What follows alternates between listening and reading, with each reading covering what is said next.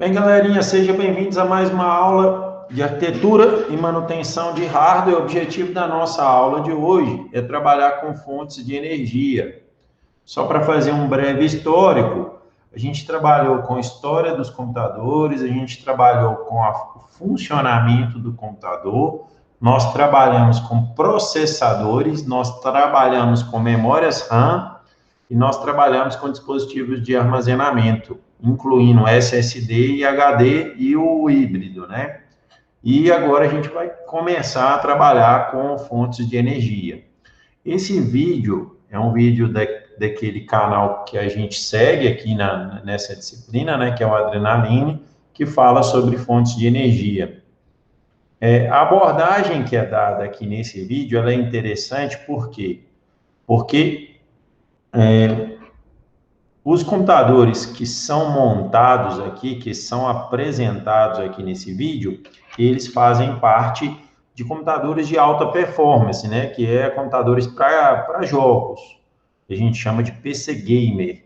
Então, você tem que ter uma fonte de energia robusta, por quê? Porque às vezes seu computador vai ter ali um processamento alto, né? Um processador com a potência alta, com TDP alto, você vai ter uma placa de vídeo, você vai ter componentes de resfriamento que pode demandar energia, né? Então, seu computador é um computador com alta performance. Então, você precisa de uma fonte de energia de uma quantidade de watts, né? Que é a potência da fonte de energia, em torno ali de 500 ou mais watts. Vale a pena destacar que um computador aí de pequeno porte, vamos dizer assim, né, com uma performance mediana, uma fonte de energia com 250, 300 watts, no máximo 400 watts é suficiente. Já um computador com placa de vídeo, processamento, né, alto poder de processamento, que quem mais gasta no computador é os dois, é a placa de vídeo e processamento, né? O processador e a placa de vídeo. Então, você tem uma demanda grande de energia. Então, a potência da sua fonte, ela é alta. Mas vamos lá, vamos começar, a gente vai conversando sobre essa questão. Só colocar meu fone aqui para não atrapalhar o áudio que vocês recebem. Só um minutinho.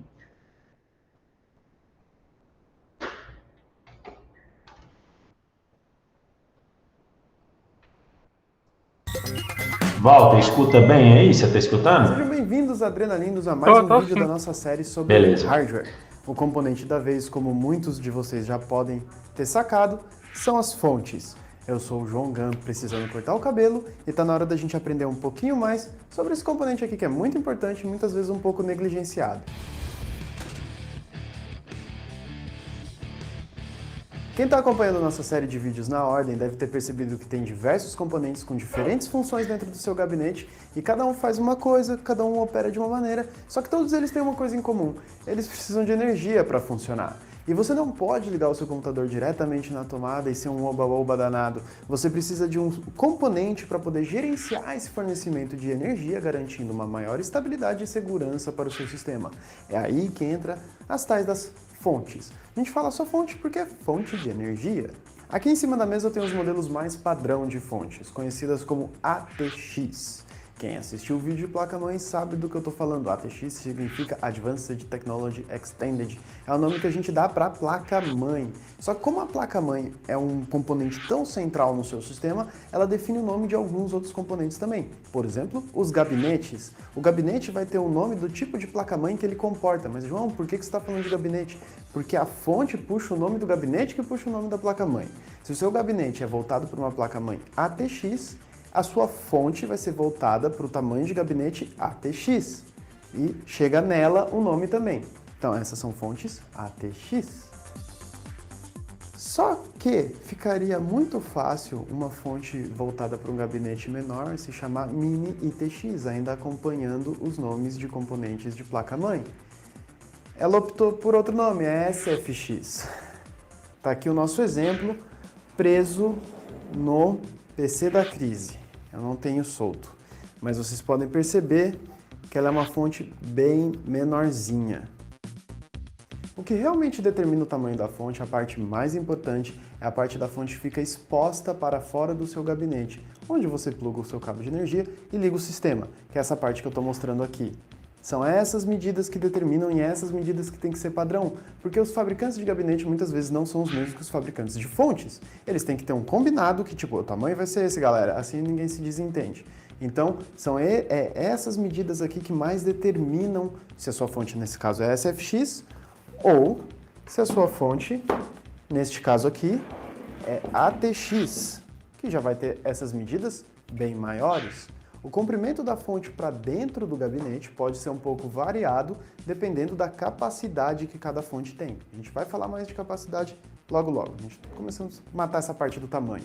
Aqui, como vocês podem ver, essa outra fonte está assim... Ah, cadê os cabos dessa fonte, João? A gente vai falar disso mais tarde também. Ela é bem mais comprida. Dá para ver aqui, ó. Ela é bem mais comprida. Bem mais, tá? Tô exagerando. Mas ela é mais comprida.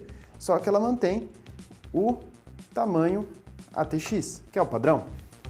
Os comprimentos das fontes e as medidas delas no geral vão meio que dar um nome para elas também. Por exemplo, PS2, PS3, ou essa aqui, SFX, que eu mostrei. Para saber a medida exata e o tamanho, a gente vai ter uma tabela no nosso artigo lá no site, que vocês clicam no link da descrição se estiver assistindo no YouTube, ou se vocês estão no site, vocês já devem ter percebido que a gente tem uma figurinha com os esquemas, com os tamanhos mais padrão de fontes. Bom, eu me empolguei falando dos tamanhos das fontes, mas a gente precisa dar um passinho para trás e explicar os comprimentos das fontes, a medida e explicar os componentes um pouco. Esse tamanho eu vou só colocar aqui uma questão que é a respeito dessa questão dos tamanhos da fonte. Deixa eu só pegar aqui, ver se eu enxergo. Vou ver aqui.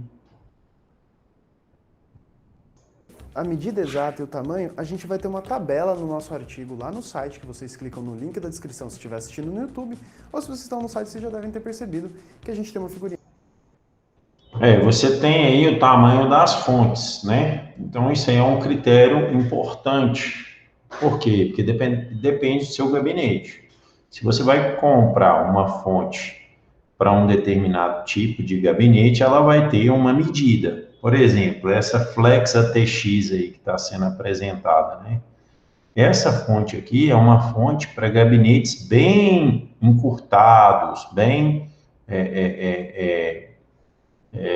pequenininhos, né? Esses PCs, não é aquele PC mini ATX, não é aquele pequenininho, não, mas é uma fonte, por exemplo, tem uns computadores mais antigos que utilizam essa Flex ATX, que é até difícil da gente entender um pouco a lógica, mas elas existem lá para... difícil entender a lógica, não. Difícil de trocar a fonte, né? Você dá manutenção nela, não é tão simples. Essa TFX também é nessa linha aí de você ter que conhecer. Então, às vezes, quando você vai trocar a fonte, porque a fonte uma parte de hardware que pode dar defeito, né? Ela pode não dar, com o tempo ela pode estragar, ela pode não fornecer a energia necessária, e aí você troca essa fonte, né? Então, você precisa saber o modelo dela. Aí você tem esses modelos aí, ó, o ATX, que é esse PS2, o ATX PS3, são os mais comuns, né? Que tem essa dimensão, que tem esse formato aí de fonte, né? São os mais comuns que são utilizados. Esse é o padrãozão aí para o gabinete ATX. Depois a gente vai estudar um pouco os ATX para vocês darem uma olhada, né?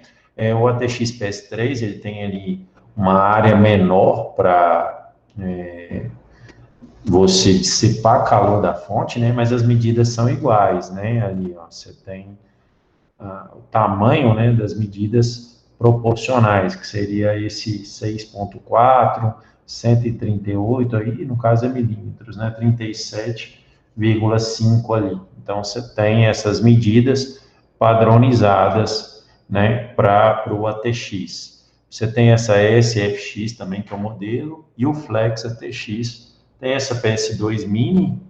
Essa PS2 Mini, eu confesso que eu nunca dei manutenção, nunca trabalhei com ela, tem a fotinha dela aí, eu nunca dei atenção, e tem a TFX, né, que parece um pouco com ATX, mas não é, né? Ela tem um cooler, ela tem a dissipação de calor, a TFX, mas não é. Também interessante essa questão, fonte também é importante, né? Da mesma forma que o HD, você pega um HD, por exemplo, que você tem lá o formato dele, né? Você tem um HD que é para desktop, você tem um HD para notebook, então você tem formatos diferentes para a fonte de energia, você também tem essa questão, né, disponível. Vamos continuar aí. Com os esquemas com os tamanhos mais padrão de fontes. Bom, eu me empolguei falando dos tamanhos das fontes, mas a gente precisa dar um passinho para trás e explicar um pouco melhor uns pontos necessários antes da gente continuar com o vídeo. A placa-mãe, ela recebe energia diretamente da fonte, necessariamente. Ela é o componente central do computador, ela vai precisar ser alimentada com toda certeza. Ela vai ser ligada direto na fonte, só que tem componentes que precisam de um pouco menos de energia que vão puxar energia diretamente pela placa-mãe. É o caso da memória RAM, por exemplo, e alguns processadores mais fraquinhos e até algumas placas de vídeo um pouco mais de entrada, menos entusiasta, consegue extrair energia pelo PCI Express presente na placa-mãe. Esses componentes eles podem ser ligados direto na placa-mãe, onde eles vão puxar a mesma energia que já está recebendo pela fonte. Essa questão é interessante, né? Por quê? Você tem fontes que você não tem, tem dispositivos que você não precisa se preocupar com a energia. A energia é fornecida diretamente pela placa-mãe, né? Eu comprei uma placa gráfica que ela não tem uma conexão de energia nela, né? Diretamente ligada a ela. Por quê? Porque ela demanda de pouca energia. Isso pode acontecer, né? Não sei se vocês lembram, acho que no semestre passado eu passei para vocês uma questão a respeito do mineração de bitcoins, que você precisava de ter uma placa gráfica potente para minimizar bitcoins. Vocês lembram dessa questão? Sim, lembro. Então, e aí qual que é o custo dessas placas potentes, né?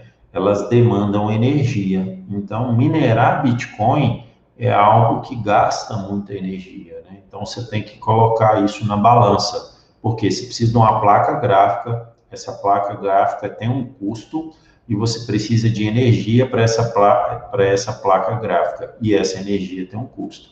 Ainda mais nos dias atuais, né? Que o Brasil enfrenta uma crise hídrica, então você pode, a preço da energia do quilowatt-hora, né? A energia ela é calculada utilizando quilowatt-hora, é caro. Então, esse tipo de coisa tem que ser avaliado.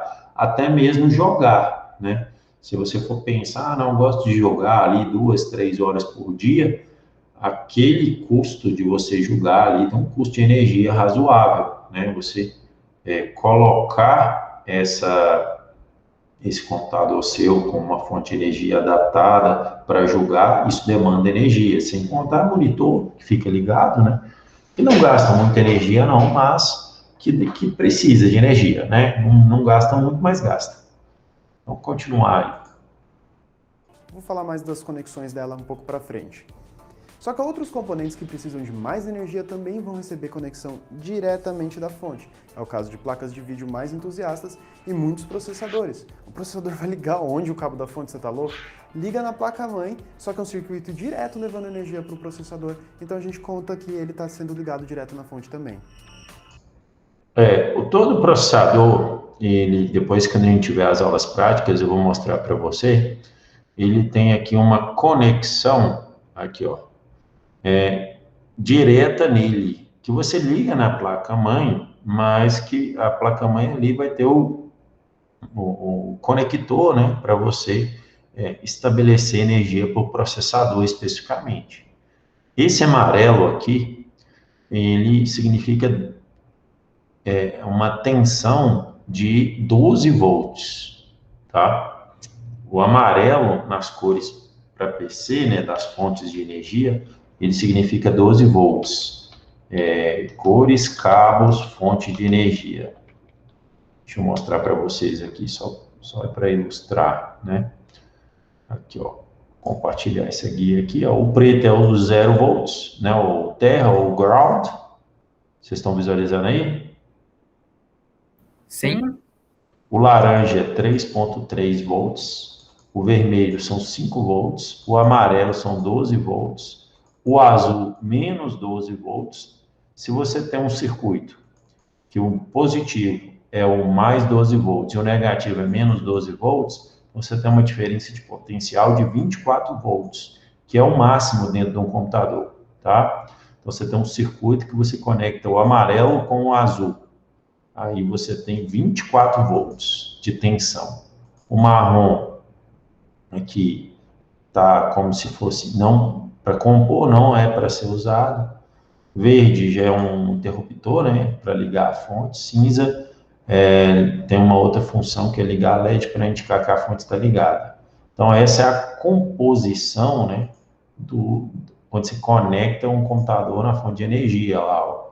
Você tem essa pinagem aqui, o TX, né, que a gente chama 24 pinos, né, então você tem 24 pinos aqui, cada um ele tem uma cor que representa uma tensão, né?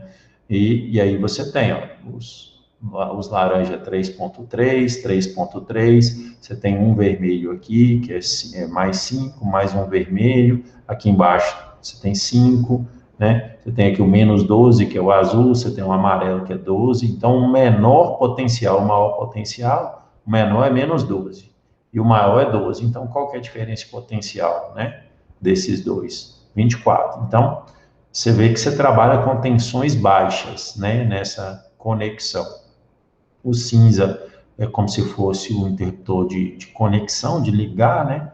O branco é menos 5 volts, né? Então você tem um fio branco aqui que você tem menos 5 volts, e toda essa energia que o computador precisa, né, serve para isso. Então, aqui, ó, especificamente, quando você conecta a fonte de energia no computador, você vai perceber que o processador, você tem que mandar para ele 12 volts e zero, né? Então, você manda fios amarelos e fios pretos. Então, você pode concluir com isso que a tensão em um processador, né, retomando aqui, ó, de máxima de 12 volts. Tá, João, mas fora tamanhos, por que tantas opções de fonte? Eu até entendo que essa aqui é SFX, é menorzinha, mas aqui você tem na mesa 3 ATX diferentes. É só porque são marcas diferentes? Não. Dependendo dos componentes que você tem ligados no seu computador, eles vão precisar de mais ou menos energia, o que vai determinar se você precisa de uma fonte de maior ou menor capacidade. Como exemplo, essa aqui tem 850 watts de capacidade. A SFX, que é menorzinha, tem só 300 watts de capacidade. Já essas duas poderosas... Aí, particularmente, eu acho interessante esse vídeo nesse sentido, né? Ele mostra aqui uma diferença. Ó, um computadorzinho normal, sem muita para escritório, propósito de escritório, abrir Word, Excel, acessar um programa, acessar a internet, 300 volts, né? 300 watts, que é a potência máxima gerada, né, por essa fonte, né? É razoável, mas ali você tem um exemplo de 850 watts também, né? Aqui tem 1.200 watts de capacidade. Incluindo Quanto uma que maior a tem capacidade da 1.200 fonte, watts. componentes mais exigentes ela vai conseguir alimentar. Para a gente poder falar um pouco dessa exigência de alimentação e da capacidade das fontes, a gente vai ter que esclarecer rapidinho o conceito de TDP. TDP significa Thermal Design Point, ou Thermal Design Power. Thermal Design Point ou Thermal Design Power, de novo, siglas que vêm do inglês, como muitas coisas em tecnologia, a gente abrevia TDP e não tem muito uma tradução, a gente usa essa sigla mesmo. TDP, na verdade, não é diretamente relacionado com a energia que um aparelho precisa ou que ele puxa. TDP é mais relacionado com o calor que precisa ser dissipado, por isso que a sigla se traduz para ponto de design térmico. Meio que aproximado. Mas você vê que tem térmico no nome, é mais relacionado ao térmico e também é muito usado para determinar qual cooler um processador precisa, por exemplo, e quais componentes de refrigeração serão necessários, porque qual calor precisa ser dissipado naquele componente. É isso que o TDP determina, quanto de calor aquele componente precisa dissipar para ter um funcionamento correto. Eu expliquei isso para vocês, essa questão, né? Para a gente é mais fácil falar que o TDP é a energia gasta pelo componente, processador, por exemplo, né? Mas aqui ele retoma essa conversa, né? E explica da forma que eu expliquei para vocês, né? Que na verdade o TDP é a quantidade ali de energia que precisa ser dissipada, né? Energia que a gente conhece é esse efeito Joule, calor, né? Então, componentes com maior TDP necessitam de dissipar mais calor. Então, automaticamente, eles gastam mais energia. Isso ficou claro para vocês quando eu expliquei essa, Sim. que, essa questão do TDP? Então, para facilitar, né, você pode entender que o TDP é a potência mesmo, né? Por quê? Porque quanto mais potente, mais calor vai gerar, mais calor você precisa de dissipar. Então, dispositivos que têm DDP mais alto consomem mais energia do que dispositivos que têm TDP mais baixo. Por exemplo, o notebook. Os processadores para notebook têm TDP lá embaixo. Por quê? Não precisa de dissipar tanta energia. Eles consomem pouca energia. Já dispositivos que têm desktop, por exemplo, que não é notebook, né, eles consomem muita energia, né, e tem que dissipar muita energia. Então, automaticamente, o TDP ali está indicando que eles gastam mais energia. É só para retomar essa conversa que a gente já teve quando a gente estava estudando processadores, né? Correto. Cada empresa determina de maneira diferente o TDP de seus componentes. Algumas testam suas peças de hardware sob forte estresse, sob trabalho pesado para determinar aquele TDP, e algumas escolhem fazer isso num esforço típico, um esforço básico, que vai acabar gerando TDPs menores. Mas sempre são valores aproximados e dificilmente a gente vai ter algum problema dizendo que, como essa empresa testou no básico e eu uso sob estresse, está dando problema. É difícil enfrentar esse tipo de situação. Sendo assim, o TDP vai te ajudar a determinar principalmente qual cooler você precisa para o seu processador. O seu processador vai dizer, por exemplo, o meu TDP é de 65 watts. E o cooler que você está procurando comprar, por exemplo, vai dizer, eu consigo dissipar 60 watts. Esse cooler já não vai ser muito legal para esse processador que precisa de 65. Claro que eu estou chutando bem por baixo, um cooler de 60 watts é muito básico e provavelmente já é estoque de processadores menores. Mas dá para entender o que eu estou falando. Por que então você está falando de TDP para falar de capacidade da fonte, se essa é uma unidade que mede calor? É porque o TDP é dado em watts, e watts é uma unidade de energia e não uma unidade de calor diretamente. A lógica é simples. Se o TDP determina, isso era um trava-língua, eu tive dificuldade de falar. Se o TDP determina a quantidade de energia que vai virar calor que precisa ser dissipada pelo uso do componente, ele também determina a quantidade de energia que é necessária para o uso do componente no geral. Então a gente usa ele como um cálculo muito próximo do quanto que vai ter a capacidade da sua fonte para oferecer energia para esses componentes no seu computador. Para ficar um pouco mais simples todo esse papo de TDP, a gente vai fazer uma simulaçãozinha rápida aqui. Por exemplo, um Core i5-6600 da Intel, ele tem 65 watts de TDP, enquanto uma Asus Strix GTX 970 pede um TDP de 220 watts. O Thiago achou que eu não ia lembrar desses números, mas eu lembro. Isso dá pra gente um total de 285 watts, ou seja, uma fonte aí com uns 300 watts já daria conta do sistema com tranquilidade. Mas espera aí, e todos aqueles outros componentes? Tu só tá falando do processador e da placa de vídeo. A memória RAM vai ter um TDP dela? As fãs ligadas no sistema, elas também precisam de energia para operar. E esses valores? Na verdade, o conjunto de placa-mãe com processador e a placa de vídeo são de longe os componentes que vão mais puxar energia no seu computador. Se você consegue atender um TDP desses dois e dar uma margem de segurança aí, seu sistema vai ser todo alimentado com tranquilidade, sem problema nenhum. É claro que no caso da fonte, vai ser melhor sobrar do que faltar a capacidade. Mas dando aí a média, o somatório um pouquinho para cima, um pouquinho para baixo, não vai ter problemas na maioria dos casos. Seguindo na nossa simulaçãozinha, eu calculei aí 285 watts de processador e placa de vídeo. Jogando num site da Cooler Master para fazer uma simulação de compra de fonte, a gente conseguiu imaginar uma placa-mãe básica, ligado nela um HD, dois.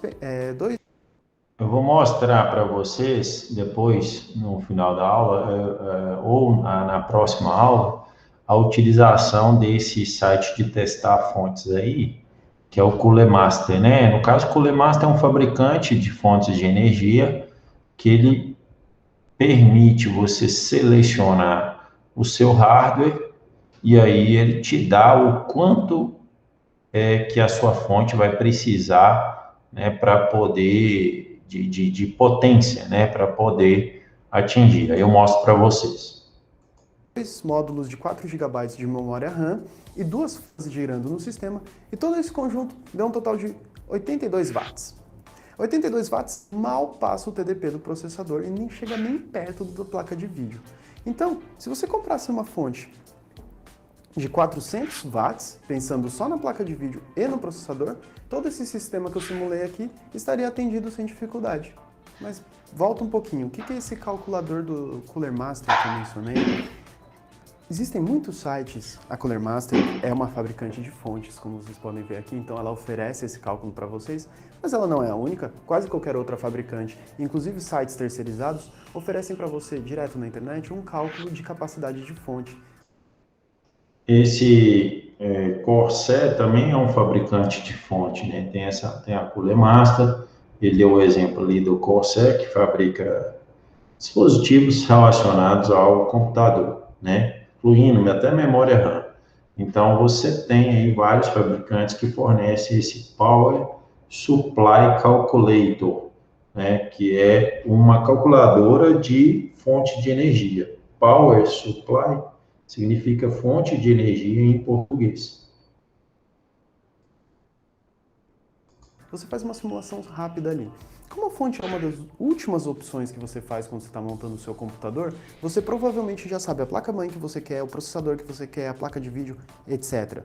Você vai entrar num site desses, colocar todos esses componentes e mandar ele calcular. O site vai te devolver uma fonte e uma fonte que já dá conta. Para dar aquela margem de segurança mesmo que eu estou falando. Então, tipo, uma fonte que já dá conta, se você quiser dar uma economizada, uma fonte que ele recomenda para poder usar mais seguro, sem problemas aí de falta de suprimento de energia ou de má estabilidade do sistema.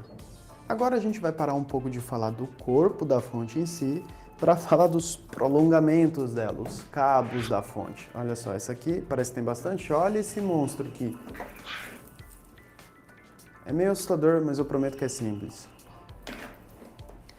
Os cabos, para começar, vocês devem ter notado, mas aquela tem vários, essa tem menos, essa não tem nenhum. O que está acontecendo? Os cabos, quando você olha para eles, eles também ajudam a nomear as fontes. Fontes que tem todos os cabos presos nela e você não tem como mexer neles, são fontes não modulares. Fontes que têm alguns cabos que podem ser desencaixados, são fontes semimodulares. E fontes que têm todos os cabos desencaixáveis e encaixáveis são fontes modulares, completamente modulares. É uma diferença muito simples, porque para que serve isso? Por que eu posso desencaixar os cabos ou encaixar de volta ou não desencaixar? É tudo organização dentro do gabinete para melhorar a maneira que você passa os cabos lá dentro, porque vocês podem ver, são muitos. Às vezes você tem muitos componentes para alimentar, você tem mais de um drive de armazenamento, você tem mais de uma placa de vídeo, ou você tem diversos fãs ligados direto na fonte. Às vezes você quer poder gerenciar melhor a distribuição de cabos dentro do seu gabinete e uma fonte modular te ajuda a fazer isso com maior facilidade. Ela é recomendada para usuários mais entusiastas, porque você tem que saber o que está fazendo. Essa aqui tem um diagrama legalzinho até explicando onde vai cada cabo, mas uma confusão aí pode te dar problemas. Essa aqui pode ser um pouco mais desajeitada, mas você pelo menos tem certeza que os cabos estão todos corretamente ligados lá dentro. Mas por que eu quero falar de cabos? Porque é importante as pontas deles, e para isso eu vou mostrar a fonte completinha, porque eu vou ter mais opções de ponta para explicar para vocês o que faz cada qual. Vamos tirar essas para o lado. Mágica, nova fonte na mesa. A gente pegou essa fonte aqui que é um pouquinho mais antiga e um pouquinho menos entusiasta, porque ela tem menos cabos, ao mesmo tempo que ela tem várias opções de conectores para poder mostrar para vocês a diferença entre cada um e a importância deles. A gente vai começar com esse aqui, que é o conector que vai na placa-mãe. Ele é o que tem mais fios e é o que oferece mais energia para o componente que mais. E aí, decoraram? Vou fazer aqui, ó. Eu já apresentei sobre isso. O amarelo são quantos volts? 12. O cabo amarelo que sai da fonte de energia aqui são quantos volts? Samuel, Walter, Bernardo, não sei se o Bernardo estava na hora. Eu acho que é 12 volts, não tenho certeza. 12 volts. O laranja, quantos volts? 15. 3,3. O vermelho, quantos volts? 9. 5. Ei, velho, tá chutando, hein? Então, ele vai mostrar aqui os cabos, né, as cores dos cabos, para vocês verem aí como que está a situação. Eu acho, particularmente, né, que é importante a gente ter essa noção. A gente não vai dar manutenção em cabo, mas é importante para a gente entender o funcionamento das coisas, essas três cores. Vocês vão ter que decorar, tá? O amarelo 12 volts, o laranja 3,3 e o vermelho 5 volts. Mais precisa. Esse aqui é um conector de 24 pinos. A gente dá um nome nos conectores, geralmente, no componente que eles baseado no componente que eles se ligam ou no número de pinos que eles têm, para não ter erro e já saber onde eles vão. O da placa-mãe é o que mais tem, é o de 24 pinos. 24 para modelos mais atuais de placa-mãe, que elas precisam de mais energia. Modelos mais antigos de placa-mãe precisam apenas de 20 pinos. Então, muitas fontes deixam você fazer isso aqui. Tira 4 pinos e liga só em 20. É uma maneira da fonte ser mais compatível com um número maior de placas-mãe. Se ela fosse isso aqui preso o tempo todo, soldado ali 24, você não ia conseguir nunca ligar no de 20. Então é só desencaixar e pode ligar no de 20 também. Mas a maioria das placas-mãe hoje em dia vão precisar que você ligue ele encaixadinho assim. Essa mesma lógica dos pinos que vão e voltam, ela é aplicada em outras pontas também. Como, por exemplo, deixa eu achar uma aqui. Aqui. Essa ponta aqui, que é uma PCI Express. Ou, como é mais comumente chamada, pelo número de pinos que ela tem, 6 ou 8 pinos. Olha, isso é muito importante, esse entendimento, que essa de 8 pinos, ela se chama PCI Express, esse cabo aí, né? Por quê? Porque ele vai, muito provavelmente, alimentar alguma placa gráfica. Então, PCI Express é a conexão da placa gráfica e, consequentemente, popularizou que esse de 6 ou esse de 8 pinos é o que você vai ligar na placa gráfica, então chamou isso de PCI Express. Essa é a ponta que vai em muitos componentes PCI Express, principalmente a placa de vídeo. Muitas placas de vídeo pedem conectores de 8 pinos. Aí, ó, na própria placa de vídeo, olha lá para vocês verem, né? Você tem aqui, ó, o conector, né, de 8 pinos aqui, né? Então, ele está dando um exemplo que essa placa, ela demanda de uma energia específica, né? Algumas pedem de apenas 6, então você tem a possibilidade de fazer isso. Essa fonte, ela tem 2 desse com apenas 6, sendo que um deles dá essa opção de colocar os 2 extra e entregar 8 pinos para a placa de vídeo que pede 8 pinos e 6 para a placa de vídeo que pede 6 pinos. Nessa lógica, dá para imaginar e chutar logo de cara os componentes que precisam de mais ou menos energia. Quanto mais pinos... Olha essa placa, essa GeForce aí, uma placa de vídeo. Ela tem aqui um PEG, que a gente fala PEG, que é esse cabo de 8 pinos e um de 6, né? Então ela demanda 2. É muita energia que ela demanda. Mais energia? É muito comum, por exemplo, placas de vídeo ainda não anunciadas, que ainda estão nos rumores, a gente pega alguns vazamentos de imagem, a gente fica de olho ali tentando ver alguns conectores dela, aí de cara a gente consegue ver um conector, por exemplo, de 6 pinos. Eu sei que essa placa de vídeo vai precisar de menos energia do que uma de 8 pinos, por exemplo. Eu mostro no vídeo de placas de vídeo, eu mostro nesse vídeo que algumas pedem até 2 de 8 pinos, elas precisam de muita energia, um total de 16 pinos. Essa fonte aqui já teria dificuldade de oferecer energia para um componente desses, até porque ela é mais básica. Já essa fonte aqui, vou até trazer para mostrar, cheia dos cabos,